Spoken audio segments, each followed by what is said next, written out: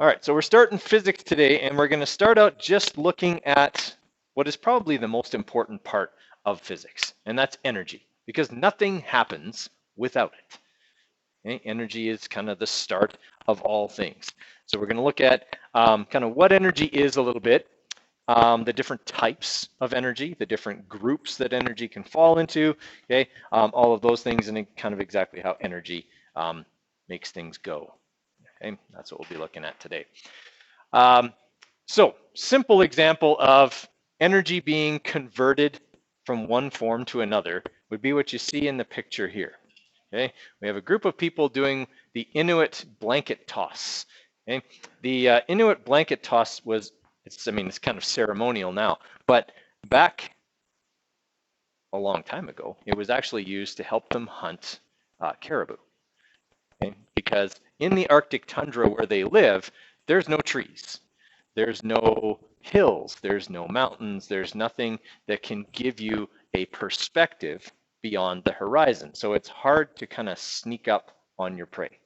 So in order to see farther, since there weren't any trees to climb or hills to go up or anything like that, what they would do is they would put one of the smaller members of their group on the blanket, and everybody else would throw them as high as they could into the air with the blanket. Okay? That way that person would kind of get a bird's eye view of the surrounding area and be able to tell them if there were any herds of caribou and what direction they would be. Okay? So it was kind of initially used as a hunting tool. In order for it to work, okay, we have to convert energy from one form to another, to another, to another. There's a number of energy conversions that go on, right? So first off, you've got a person sitting on the blanket and a bunch of people holding it. Now, in order to throw the person into the air, what do the people have to do? Yeah, they have to pull upwards on the blanket, okay? They've got to exert a force through a distance on this blanket, pulling it upwards, okay? To do that, they're converting the chemical energy stored in their muscles into mechanical energy. That is the movement of their muscles, okay? That mechanical energy is going to be transferred through the blanket to the person on the blanket. So they will go from having essentially no mechanical energy, where they're just sitting on the ground, they're not moving, to having lots of mechanical energy. They'll start moving really fast as the people pull on the blanket. Okay, everyone follow my terms here so far? Okay, mechanical energy is what you have if you are either in a position where you could fall or are moving. Okay, then you have potential and kinetic energy. All right, so these people will pull on this person, and that will give them a lot of kinetic energy. Okay, as they pull up on this person, they increase their kinetic energy, and then the person actually flies off of the blanket. So now the people pulling on the blanket cannot give them any more energy because they can't pull on them anymore. They're not touching the thing they were pulling on. So this person's energy now actually stays the same. Okay? It just turns from kinetic as they go higher into potential. Okay? The higher up you go, the more potential you have. But they're having less and less kinetic because as they go upwards, they're going to slow down. Gravity is going to pull on them and make them go slower until they're at their maximum height, where they'll have only potential energy. And then they'll fall back down to the blanket, converting that potential energy back into kinetic. And then the people holding the blanket have to catch them. Okay? They don't just go, oh, all right, and watch them fall, because they'll get hurt. Okay? So when that person comes back down, now those people have to absorb all that energy back by, again, exerting a force on that blanket and taking that energy away, so the person they've tossed up in the air doesn't get injured. All right, sort of making sense? All right, but there's a lot of energy conversions there. There's chemical in the energy that's in your muscles, okay, from your like sugar and stuff like that. That turns into mechanical, the movement of your muscles, okay, which turns into mechanical in the person, and back and forth. So we get lots of energy conversions, okay, going on there. All right, now big thing here with energy, okay. The definition of energy is that it is the ability to do work. Okay, that is the strict definition of energy. Energy is the ability to do work. So, when it's, December and we get a big dump of snow and mom and dad come in at 6 a.m. and they wake you up and they say, hey, go out and shovel the driveway. And you tell them, I can't do that. I don't have any energy. You're lying because you're alive and you have energy. But, okay, if you actually didn't have any energy, you would be absolutely right. You would be 100% unable to do the work involved in shoveling the driveway.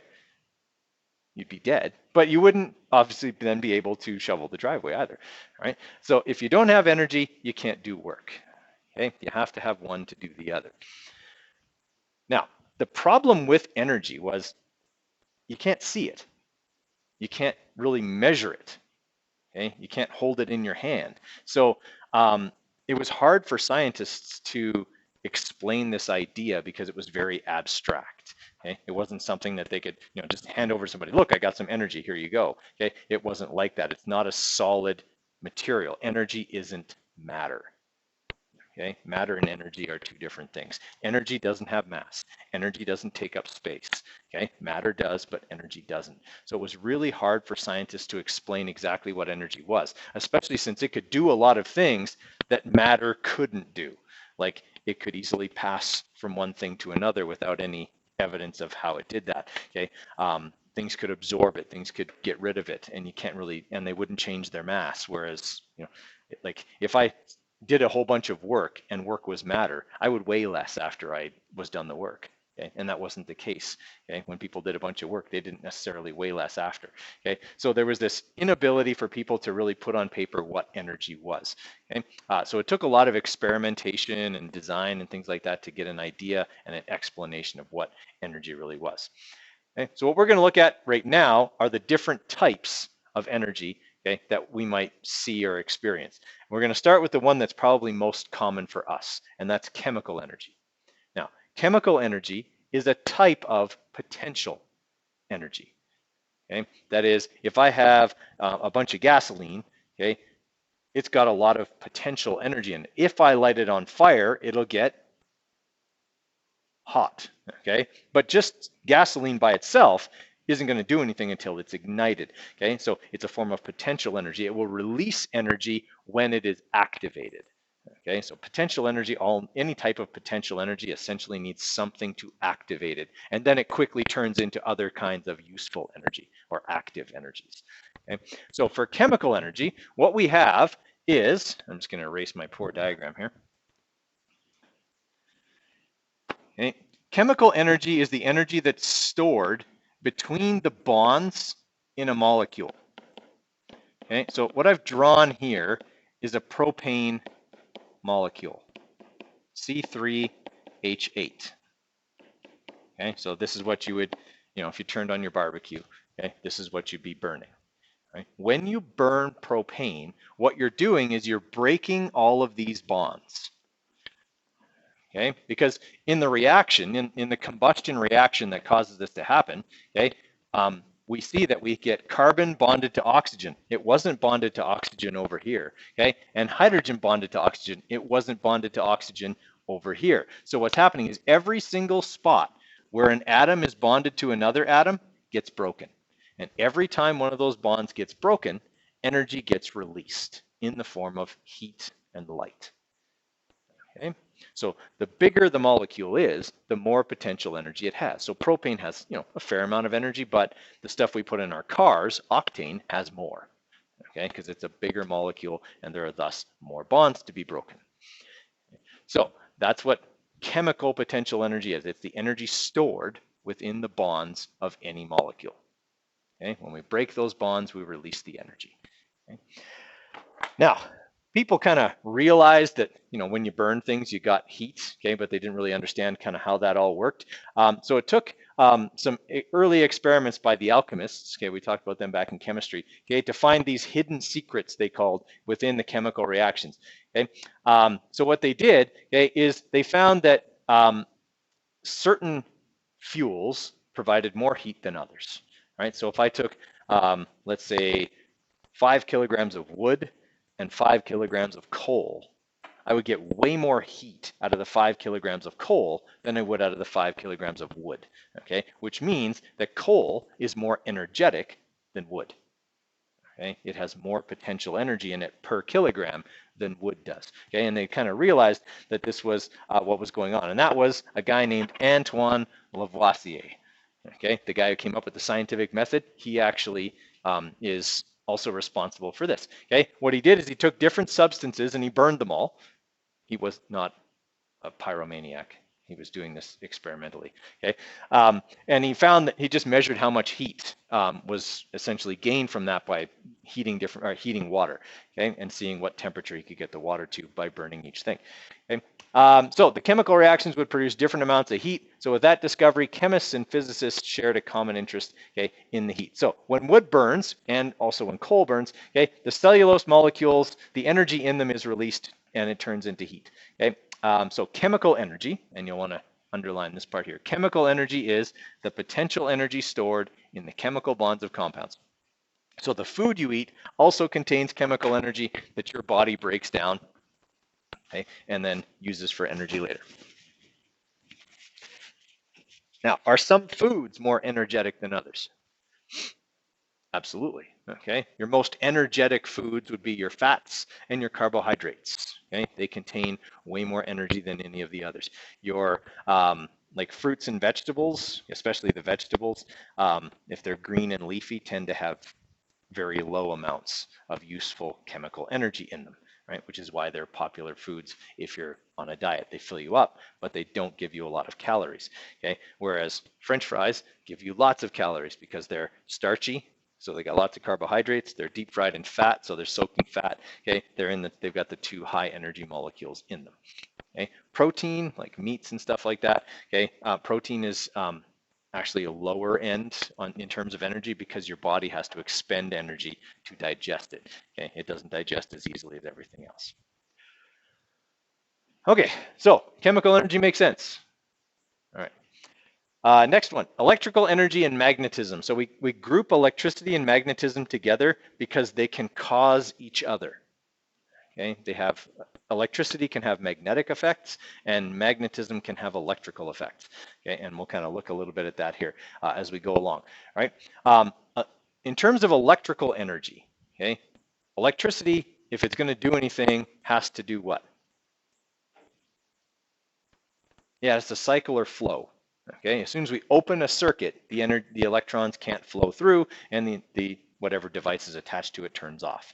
If the circuit is closed, okay, or complete, then the electrons can flow through. So if we have a light bulb, just a simple circuit containing a power source and a light bulb, as the electrons go through the wire and to the light, okay, the electrons get slowed down as they go through the light bulb. And when they do that, they emit light and heat if it's an old-fashioned incandescent light bulb. Okay, they go through there, they get slowed down. So the energy from electricity is actually the speed of the little electrons flowing through the wire.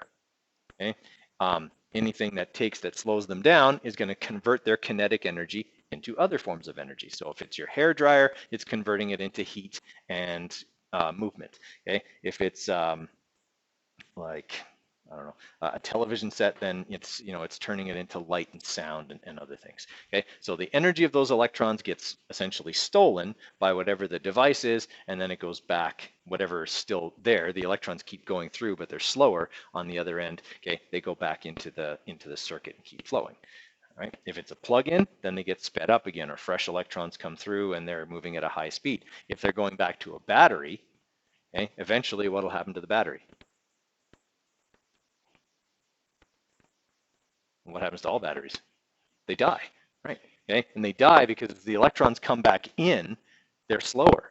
Okay, the electrons coming out are fast, but it can only keep supplying those fast electrons for so long. Okay, eventually you'll probably start to notice that if it's attached to certain things, you'll see that they're not as bright or they're not running as fast until eventually they just kind of stop. It doesn't mean there's no energy left in the battery. It just means that there's not enough of a difference between the outgoing and the incoming electrons for it to make a current flow anymore. Okay, so electricity comes from the work done by moving charges, okay, specifically electrons. Now, first person to understand this was a guy named Volta. Alessandro Volta, an Italian scientist who built this thing, the Volta pile. Okay? This is the ancestor of the modern battery.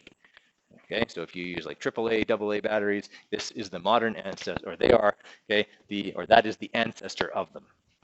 Right, that's the first battery. And what he had was different pieces of metal stacked together with moistened paper in between. Okay, that created a potential difference. That is, electrons wanted to flow out of one side and back in the other side, allowing him to generate an electrical current. Okay, didn't last very long.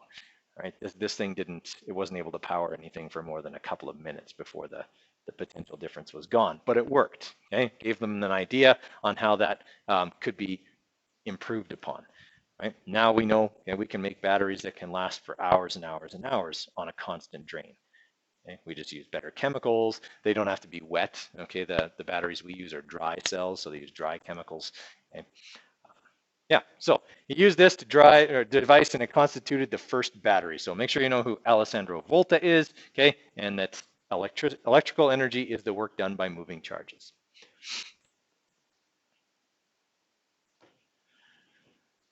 Okay, then the relationship between electricity and magnetism. So this was first discovered kind of by accident, okay, by a guy named Ørsted. And he was doing an experiment on high voltage electricity, and he had current running through a wire. And he just happened to have a compass for some reason nearby. And he noticed when he closed the circuit and the electricity started to flow, the compass would move. Okay? Instead of pointing north, the compass would move so that it showed which direction the electrons were flowing in the wire. Okay? So what that told him was that the flow of electrons through a wire generates a magnetic field around the wire. Okay? This is why, well, not just one reason, but many reasons why we actually shield a lot of wires. If we don't, they can cause electrical effects, okay, or magnetic effects around the wire, and we want to eliminate that because that can be, in some cases, destructive. Right? So he discovered, okay, that moving electrons can create a magnetic field, okay, just by having the compass. And when he would put it underneath the wire, the compass would go right along the wire, parallel to the wire. As soon as he turned the power off, it would go back to pointing north. Okay? Now, the other thing he discovered was that this magnetic field is not big. Okay? It can be very intense as long as he was close to the wire. As soon as he moved the compass a little ways away from the wire, it would go back to pointing north. Okay? So that the magnetic field doesn't last very far. Right? That's why when you hear people talking about, oh, I don't want that cell phone tower near my house because it'll give me brain tumors, or I don't want those big high voltage wires running over my house because I'll get brain tumors, they really don't know what they're talking about. Okay? The range and reach of that magnetic field, even if we're talking about incredibly high voltage, is not very far. Okay? And there's really not a lot of evidence to support the whole idea of that causing brain tumors. Now, there was that whole thing with, old-fashioned cell phones. When people were talking on them a lot, they would, a few people develop brain tumors, but we were talking about, like, that's a transmitter, and it was right next to your head. Okay, you're not climbing up the high voltage towers and putting your head next to the wires. Okay, like they're not going to cause a brain tumor. Okay, it's kind of crazy talk. Like flat Earth, also crazy. Yes. All right, now, once Ørsted discovered this, a guy named Michael Faraday decided, I wonder if this works the opposite. I wonder if I can make electrons flow using a magnet. Okay, so what Faraday did is he made a coil of wire around like a cylinder kind of magnet. Okay, and then what he did is he would push the magnet through that coil of wire. And the coil of wire was attached to a voltmeter, right, that would register whether there was any electrical current. And as he pushed the magnet through, it would register a current. When he stopped moving the magnet, the current was gone. Okay? If he pulled the magnet back out, the current went the other way. Right? So what he had discovered was he could generate an electrical current by moving a magnet through a coil of wire. This is how a generator essentially works. Okay? If you have like a gas-powered generator, really all it's doing is oscillating a magnet through a coil a whole bunch of times, creating alternating current back and forth, back and forth. Okay, so what he discovered, okay, was that yes, this actually works in both directions. Magnetism can produce electrical effects, and electricity can produce magnetic effects. So they can both generate the other kind of energy when they're moving. All right, so we need to know Ørsted, okay, and his compass experiment, and we need to know Faraday and his wire coil generator. Okay, those are two important guys.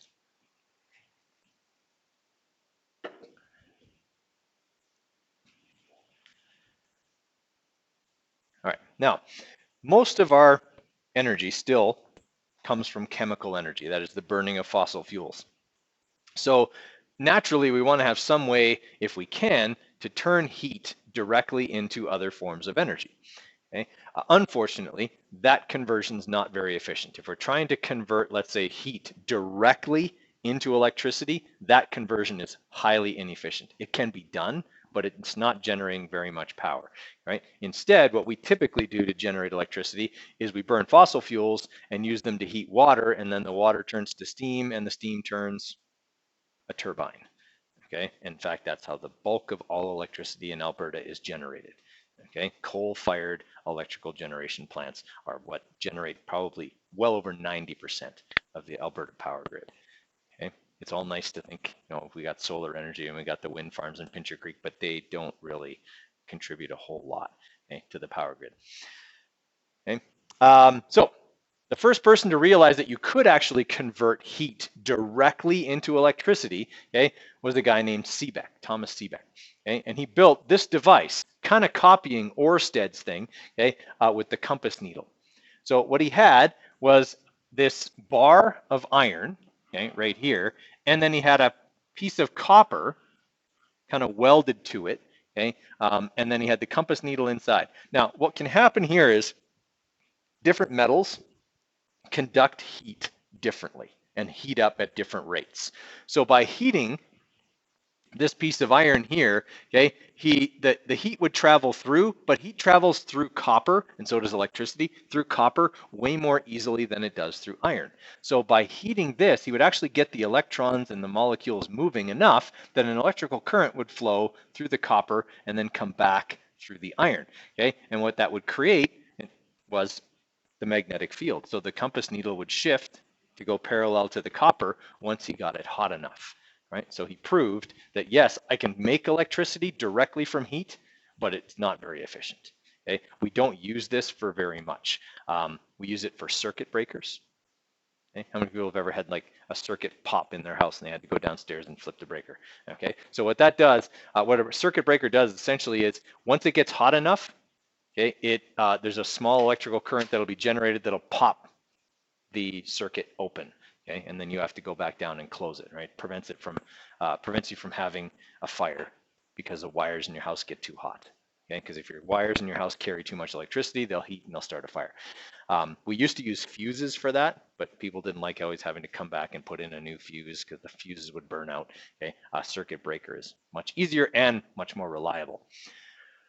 Okay. The other thing we use this for is in hybrid cars. Okay.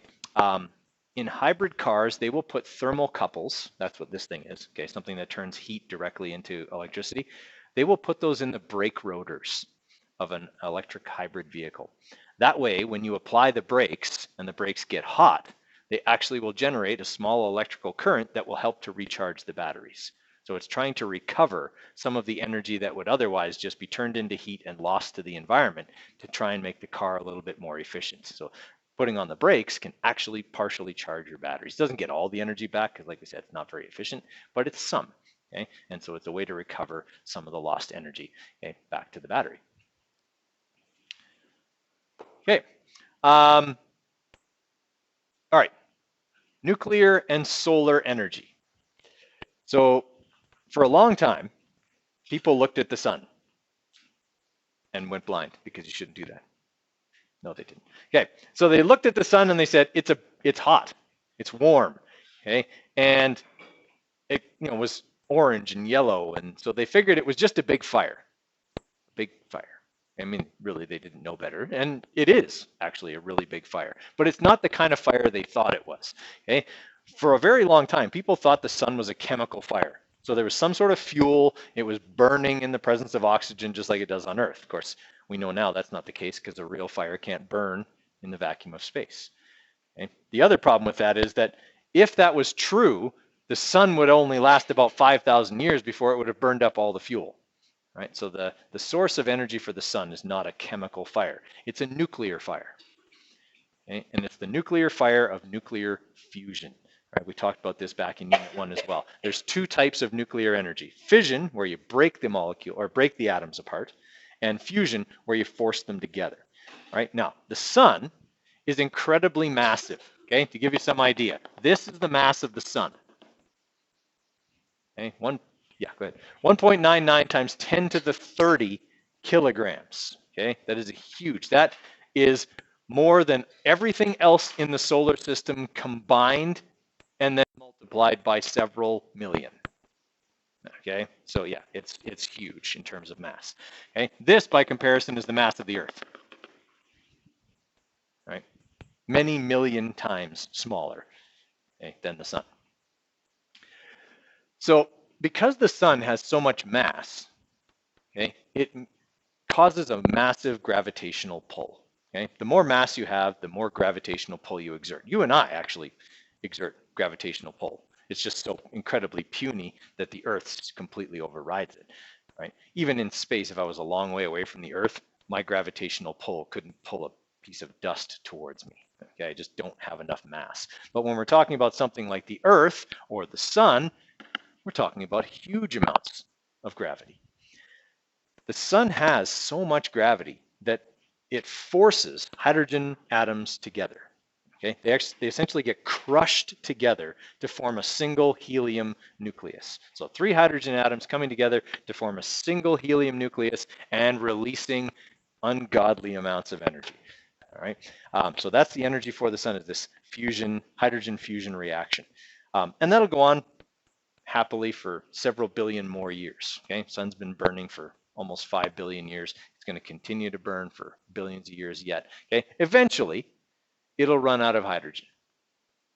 Okay, when it does, it'll start fusing helium together because that'll be what's left. Okay, when that happens, the sun will change quite radically because it doesn't have enough mass to really do that very well. And so what'll happen is it'll swell. It'll get really, really big.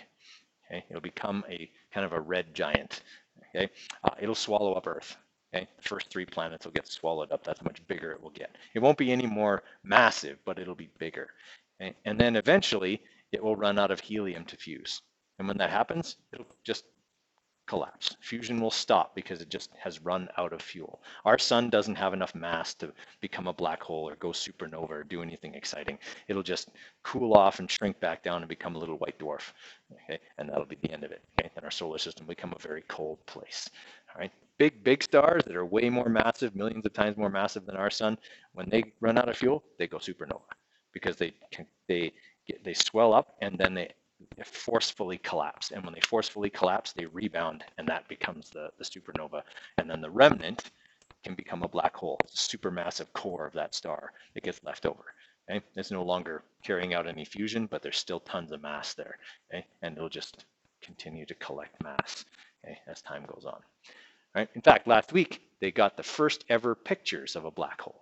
Okay? And it looks pretty much like they had predicted it would look. Okay? You could see the accretion disk around it. That's the area where matter is coming into it and being accelerated by gravity towards the event horizon. That's the big massive ball that's at the center. And then there was the blackness in the middle. Okay? There's so much gravitational pull at the center of one of those that even light can't escape. That's why we can see a ring of material around it and then a black ball in the middle. So that's where the term black hole comes from. It's not a hole. You can't, like, yes, you fall into it, but you eventually would hit the mass. Well, you'd be crushed. But yeah, it would be really bad. You get accelerated really, really fast. Time slows down for you. Yeah, it's weird.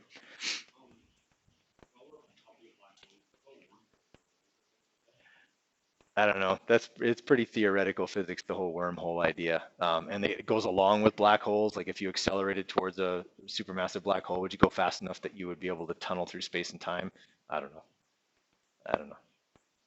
I'm not that well versed on that part of it, but theoretically, lots of things could happen beyond what we understand. When you get to the event horizon, that's kind of the limit of our understanding. We don't really know what happens after that because the laws of classic physics kind of fall apart there. Yeah. Or maybe just a probe. Maybe just a probe instead of sacrificing something. We'll sacrifice something mechanical.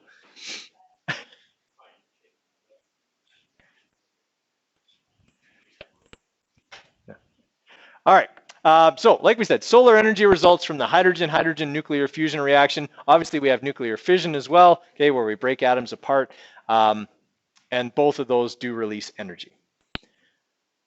Okay, next thing we're going to talk about is mechanical energy. And mechanical energy is the one we talk about the most in physics because it's the movement and position of objects. Okay, so Newton made this thing here called Newton's cradle. Okay, and it got him in big trouble. Like it nearly got him beheaded. Right? Because at the time he had built this, the church at that time was not very open-minded, and there was also lots of like witch hunting going on around that time too. So he builds this thing, and he pulls the one ball back and lets it go. I mean, you've all seen one of these, right? And then it goes tick, tick, tick, tick, and the ball goes back and forth. And the ball on the other side flies up. Well, people saw this and they went, "Oh, you're a witch. How did you do that?" Because I mean, they had no understanding of how this thing worked. It looked like magic, so they assumed he was a witch. Okay, and then when he was trying to explain to people how it worked, then they went, "Oh, no, you're worse than a witch. That's heresy." And then they took him to the church and they said, "Hey, you listen to what this guy's saying? He's saying he can create stuff like God, and he's not God, so he's in big trouble." And so he got himself in really big trouble. But in the end, what he ended up explaining was, I didn't give this thing. I didn't create anything. What I did is I pulled this ball away, and when I did that, I had to lift it. I gave it some part of my living force. That's what he called it. You didn't have the term energy then. And then when I released it, it took that and it transferred it to the other ball. Okay? And it transferred through the other ones and then flew up on the other side. Said, eventually, though, that living force runs out because it makes sound, and the sound eventually causes all the energy to be lost, and then it stops. So he had an explanation that kind of allowed him to keep his head, but it got him in quite a bit of trouble, okay, just because it looked like witchcraft to people at the time. Okay, so 20 years after that demonstration, a guy named Gottfried Leibniz reasoned that whatever caused one ball to move resembled a force that seemed to be transmitted through the balls. Okay, so he called that living force. All right, term energy, like we said, wasn't around yet. Okay, so he reasoned from this that there must be two kinds of energy. There must be the kind that the ball had as a result of being pulled away and held there, and the kind it had while it was moving.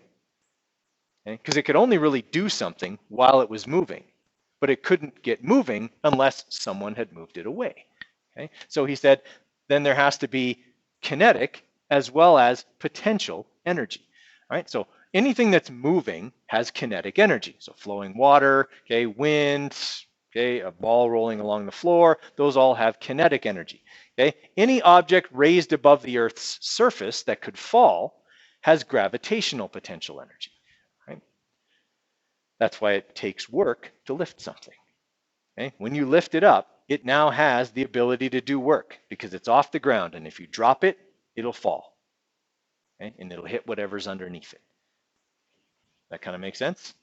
Okay? It can't have kinetic energy while it's just sitting on the floor, but if I pick it up, it could have kinetic energy if I drop it. Right? So I do the work and I give it this potential energy. And that's what Newton was trying to explain with his cradle, right? Leibniz actually did a better job of explaining that by terming it, there's two different kinds. There's kinetic, there's potential, okay? And it's possible for an object to have both at the same time because they get converted into each other. So he said the sum of both the potential and kinetic energies is called mechanical energy. Yep.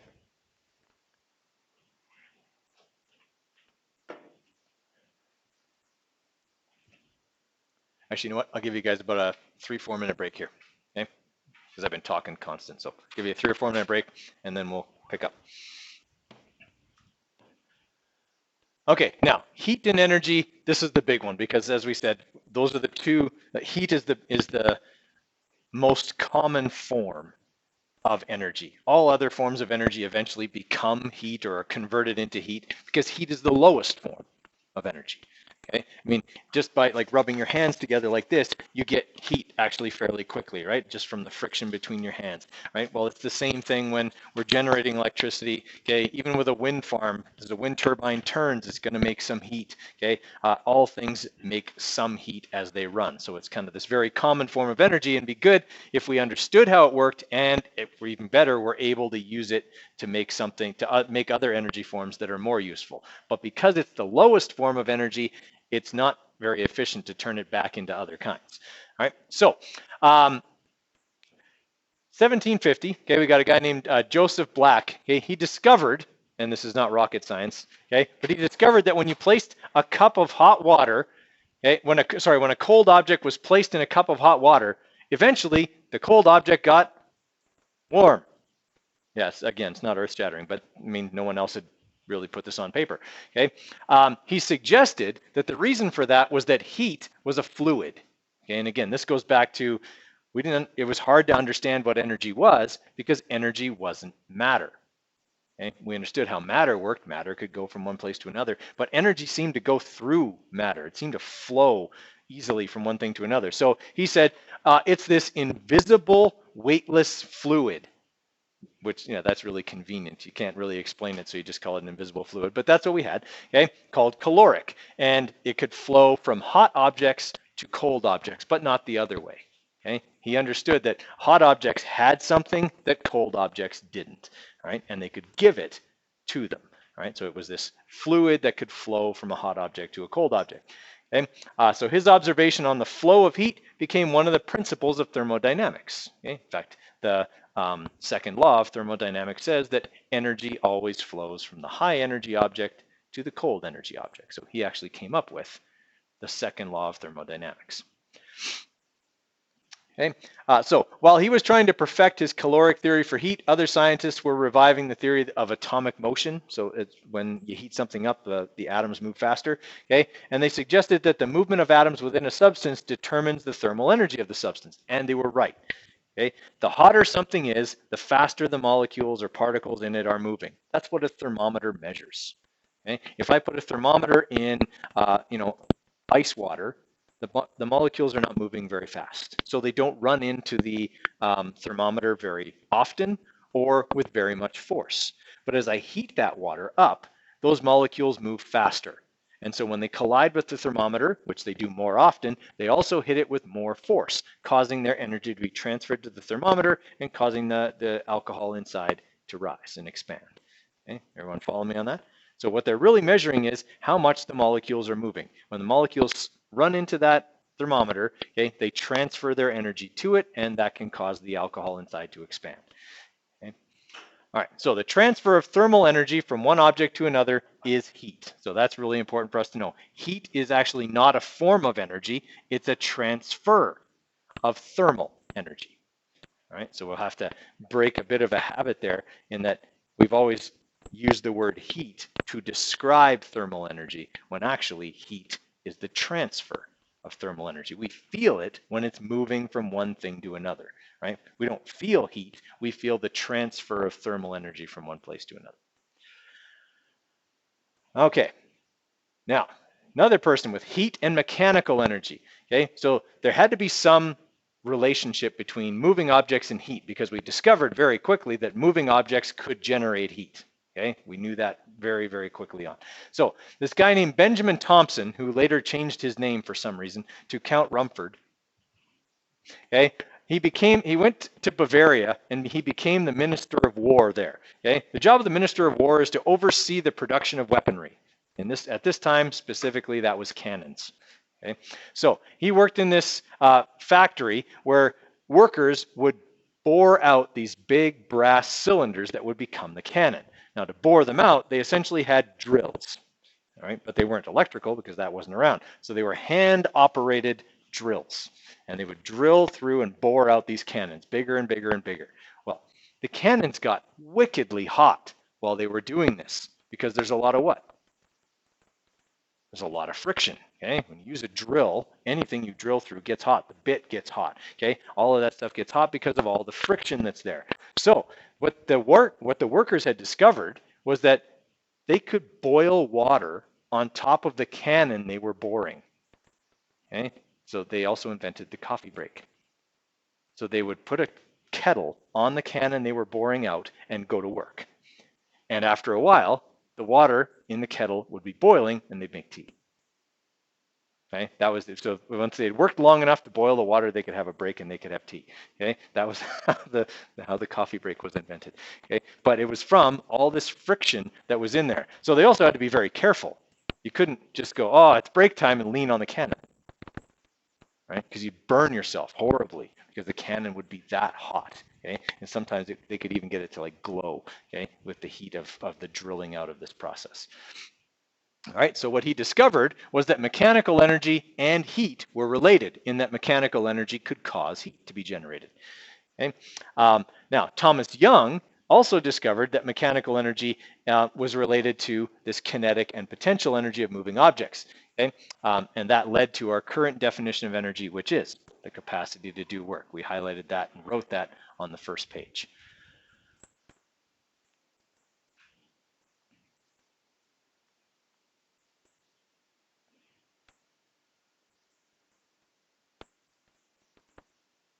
All right, then came the most important guy. Okay? The most important person in this whole what is energy, how does energy work thing was Joule, okay? Which is why the units for energy are named after him. All right? The units for energy are joules. And what Joule did is he actually was able to quantitatively measure energy.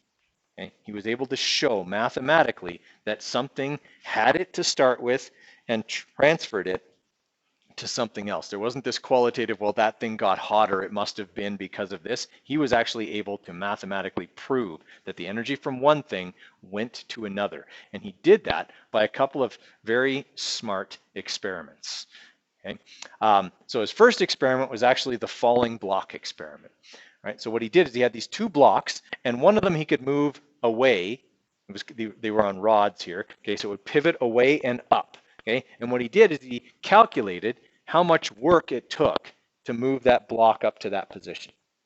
Okay, then he let it go, and the block would fall, and it would slam into this stationary block, and the temperature of the stationary block would go up.